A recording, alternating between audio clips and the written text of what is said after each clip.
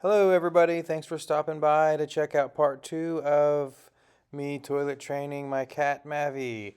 I recommend watching the whole video because I've kind of changed strategies in this whole situation because it was really getting messy and I just thought I should go down a different avenue. Um, when I started taking the litter out of the pan, as the litter was getting lower, it was just getting really messy. So check it out and watch what I did in the following steps. And also, like I said in my first video, I was afraid that she was going to get in the water. And here you will see what she does with water. If you look at the mirror, she got her paws wet in her water bowl and just flung it all over. She'll fling her little paw and it goes all over the wall, all over the mirror. So if she pees in the toilet and then flings her little paw, I'm not going to be able to keep doing this because the whole bathroom will smell like pee.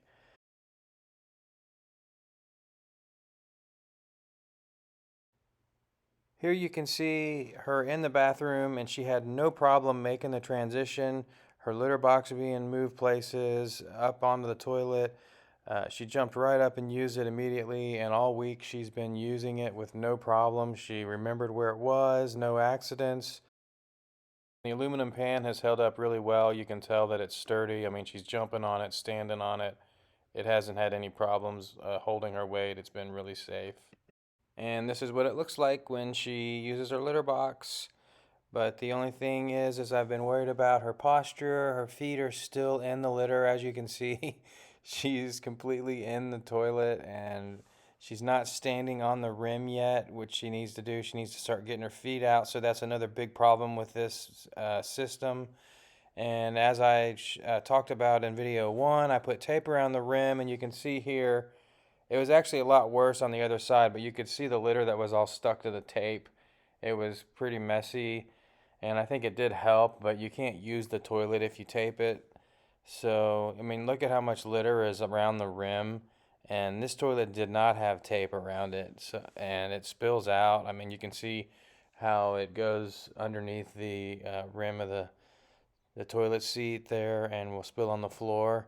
So it's pretty messy. Here I am cleaning with the Shark vacuum, and I will post a link where you can find that vacuum because it does a really good job. And this is just an attachment that is for hard floors. It also does carpet and it comes with all kinds of other attachments.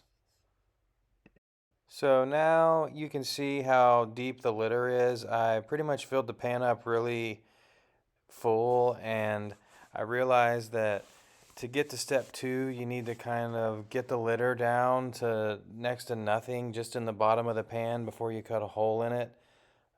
So that's what I'm going to do next. Is it's really deep and there's a lot of litter. It was going to take a long time to get it down to nothing, and then I could cut the hole in it and kind of get her used to having no litter.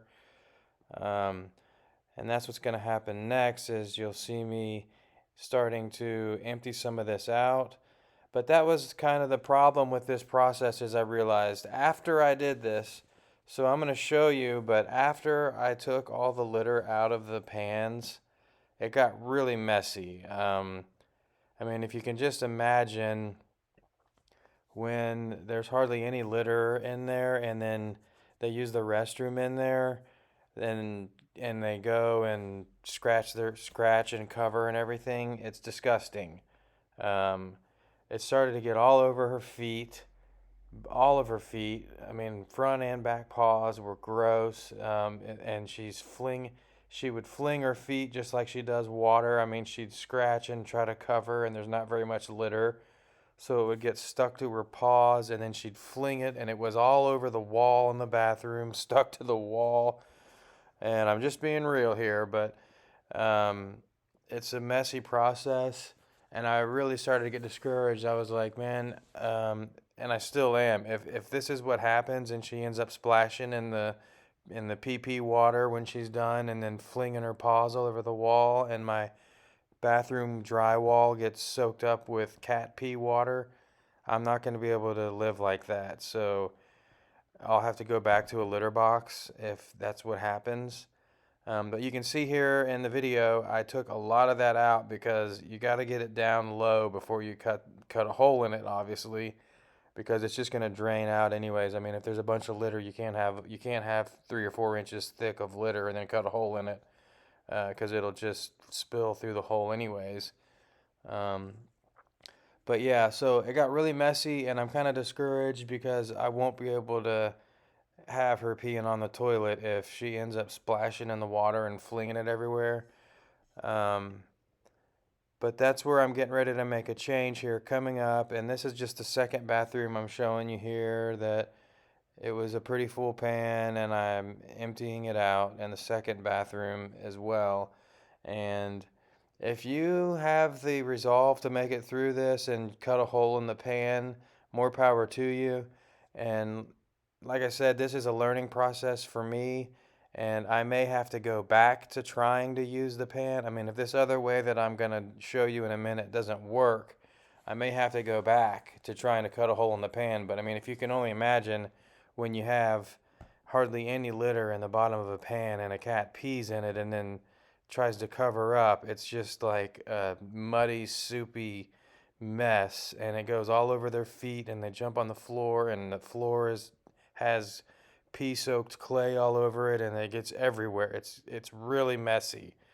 So I got really discouraged with this way, and here in this next clip, you'll see what the litter looks like. And I mean, I don't know if you can tell here, but it's not just a hard clump ball.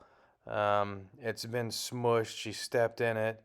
But this is my next um, thing that I'm going to try. I'm going to build a platform to put over top of the pan.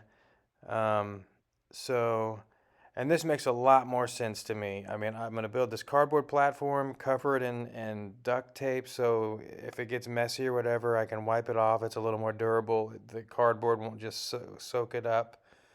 Um, but I just basically, I didn't show the previous step, but I just put a piece of cardboard under the toilet seat. I traced around the rim of the toilet seat and cut that out, and then I traced a lid to a Tupperware container on top of it, and here I am cutting out that lid, um, and that's going to be where she's going to have a target. And this just makes so much more sense to me.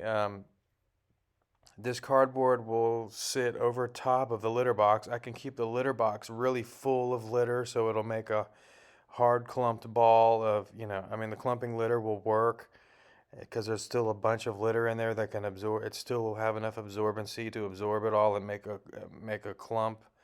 And then also, more importantly, this will get her posture right at where she's standing, because it'll force her to kind of have a target area to use the restroom in with the litter below it, and her feet will be up on the platform.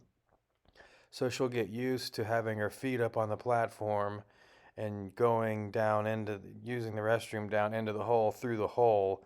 And then what I'll do is pull the tray out from underneath it will be the next step. I'll just try to get her going into that hole, and then I'll try to pull the tray right out from underneath it and get her going into the toilet, and then I'll expand the hole towards the rim bigger and bigger and bigger, so she's used to going through the hole, and then I'll kind of push her out onto the rim of the toilet, and then she'll just be on the rim, and then I'll pull the cardboard out, and we should be good to go. In this clip, you can see that the toilet seat is kind of loose and jiggly from everything that's sandwiched underneath it. So I put some tape to just kind of try to make it nice and firm and solid for her, so it doesn't scare her, and it's not all moving around when she's trying to walk on it and she's inspecting it. But as you will see in a minute, the tape doesn't really matter because she used it anyways with no tape on it upstairs. As soon as I installed it upstairs, this platform, she goes right in it and uses it here, you'll see. And her posture is perfect. She gets her feet up on the rim, but her back feet are still in the litter box. So I'm actually now kind of second guessing myself on the size of the hole that I cut, because look, the hole is still so big that her back feet are still right in it. And she needs to be standing up on top of that platform so that when I pull the litter pan out from underneath and there's just water underneath, obviously she'll be standing up over the water. But that's going to be a big step when I pull that pan out and she's still got her feet, and she's still used to having her back feet in there. When I pull the pan out, she's going to have to immediately be able to pull her back feet up and pee into the water. So that's the next big step. I'll be posting an update in the next week or so. So if you enjoyed this content and you feel like you learned something, please like and subscribe, and I'll see you guys later. Thanks.